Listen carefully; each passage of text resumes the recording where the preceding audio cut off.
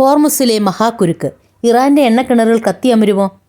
ഇറാൻ്റെ ഏറ്റവും വലിയ കരുത്തായിരുന്ന ഹോർമുസ് കടലെടുക്ക് ഇപ്പോൾ അവർക്ക് തന്നെ കെണിയായി മാറിയിരിക്കുകയാണ്. US ഉപരോധം ഒരാഴ്ച പിന്നിടുമ്പോൾ ഇറാൻ്റെ എണ്ണ ഉൽപ്പാദനം അതീവ ഗുരുതരമായ പ്രതിസന്ധി നേരിടുകയാണ്. വെറും 72 മണിക്കൂറിനുള്ളിൽ പരിഹാരം കണ്ടില്ലെങ്കിൽ ഇറാൻ്റെ സമ്പദ് വ്യവസ്ഥയുടെ നട്ടെല്ലായ എണ്ണക്കിണറുകൾ എന്നേക്കുമായി നശിച്ചു പോകാം. ഇത്ര വലിയ പ്രതിസന്ധി ഉണ്ടായിട്ടും എന്തുകൊണ്ടാണ് ഇറാൻ എണ്ണ ഉൽപ്പാദനം നിർത്താത്തത്? വിൽക്കാൻ കഴിയാത്ത എണ്ണ അവർ വെറുതെ കത്തിച്ചു കളയുമോ?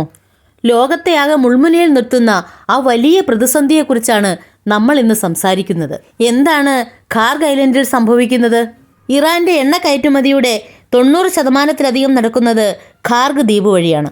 സാധാരണഗതിയിൽ ദിവസവും ലക്ഷക്കണക്കിന് ബാരൽ എണ്ണയാണ് ഇവിടെ നിന്നും കപ്പലുകളിൽ കയറ്റി അയക്കുന്നത്. എന്നാൽ US ബ്ലോക്കേഡ് വന്നതോടെ ഒരു കപ്പലിന് പോലും ഹോർമുസ് കടലെടുക്ക് കടക്കാൻ കഴിയുന്നില്ല. ഇതൊരു സാമ്പത്തിക പ്രശ്നം മാത്രമല്ല, ഇറാനെ സംബന്ധിച്ച് ഇതൊരു സാങ്കേതികമായ കെണിയും കൂടിയാണ്. ഇറാന് തങ്ങളുടെ എണ്ണക്കിണറിൽ നിന്നുള്ള എണ്ണ ഉൽപ്പാദനം ഒരു നിമിഷം പോലും നിർത്താൻ കഴിയില്ല. എന്തുകൊണ്ടാണെന്ന് ചോദിച്ചാൽ ഈ എണ്ണക്കിണറുകൾ പ്രവർത്തിക്കുന്നത് ഒരു പ്രത്യേക പ്രഷറിലാണ്. എണ്ണ ഉൽപ്പാദനം പെട്ടെന്ന് നിർത്തുമ്പോൾ കിണറിനുള്ളിലെ പ്രഷറിന് മാറ്റം വരികയും അത് ആ എണ്ണക്കിണറിനെ തന്നെ എന്നേക്കുമായി നശിപ്പിച്ചു കളയുകയും ചെയ്യും. ഇനി നമുക്ക് ഓയിൽ ഫ്ലെയറിംഗ് എന്താണെന്ന് നോക്കാം. ഇത് ഇറാനെ സംബന്ധിച്ച് ആത്മഹത്യാപരമായ ഒരു നീക്കമാണ്. കപ്പലുകളൊന്നും കടന്നു പോകാൻ കഴിയുന്നില്ല. കരയിലുള്ള ടാങ്കറുകളെല്ലാം എണ്ണകളാൽ നിറയുകയും ചെയ്തു.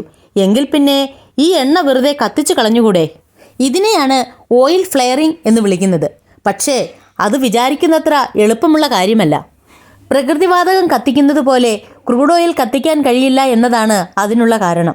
ലക്ഷക്കണക്കിന് ബാരൽ ക്രൂഡ് ഓയിൽ കത്തിച്ചാൽ അത് വൻതോതിലുള്ള പാരിസ്ഥിതിക മലിനീകരണത്തിന് കാരണമാകും.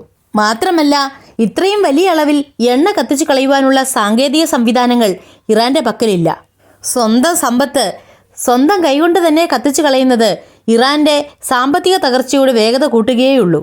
ഇത്തരത്തിൽ ഒരു നീക്കം ഇറാൻ നടത്തുന്നത് ഇറാൻ്റെ സാമ്പത്തിക പതനത്തിന് ആക്കം കൂട്ടുകയുള്ളൂ. മറ്റൊന്ന് ഫ്ലോട്ടിംഗ് ബോംബുകളാണ്. കരയിലെ സ്റ്റോറേജ് ടാങ്കുകൾ നിറഞ്ഞതോടെ ഇറാൻ ഇപ്പോൾ തങ്ങളുടെ പഴയ ഓയിൽ ടാങ്കർ കപ്പലുകളിലേക്ക് ഈ എണ്ണ മാറ്റുകയാണ്. ഇതിനെ ഫ്ലോട്ടിംഗ് സ്റ്റോറേജ് എന്ന് വിളിക്കുന്നു. നിലവിൽ പഴയ ടാങ്കർ കപ്പലുകൾ പോലും എണ്ണ നിറച്ച് കടലിൽ നങ്കൂരമിട്ടിരിക്കുകയാണ്. ഇത് രാജ്യത്തിന് തന്നെ വലിയൊരു സുരക്ഷാ ഭീഷണിയാണ് ഉയർത്തുന്നത്. ഒന്നാമതായി, ഈ പഴയ കപ്പലുകളിൽ എണ്ണ നിറച്ച് സൂക്ഷിക്കുന്നത് ചോർച്ചയ്ക്കുള്ള സാധ്യത വർദ്ധിപ്പിക്കുന്നു.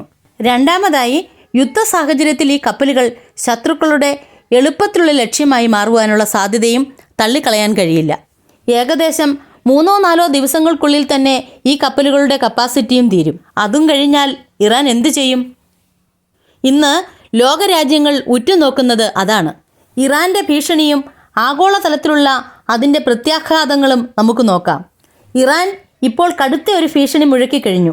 തങ്ങളുടെ ഒരു എണ്ണക്കിണർ നശിപ്പിക്കപ്പെട്ടാൽ പകരം മറ്റുള്ളവരുടെ 4 എണ്ണക്കിണറുകൾ തകർക്കുമെന്നാണ് അവരുടെ നിലപാട്.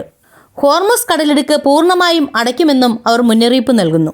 ലോകത്തിലെ ആകെ എണ്ണ വിതരണത്തിൻ്റെ 20% കടന്നുപോകുന്ന വഴിയാണിത്.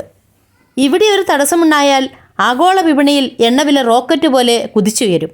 അതെല്ലാ രാജ്യങ്ങളിലെയും സാമ്പത്തിക വ്യവസ്ഥയെയും ബാധിക്കും. ചുരുക്കത്തിൽ ഇറാൻ ഇപ്പോൾ കത്തുന്ന ഒരു അഗ്നിപർവ്വതത്തിന് മുകളിലാണ് നിൽക്കുന്നത്. എണ്ണ ഉൽപ്പാദനം നിർത്തിയാൽ കിണറുകൾ നശിക്കും. നിർത്തിയില്ലെങ്കിൽ സൂക്ഷിക്കാൻ സ്ഥലവുമില്ല.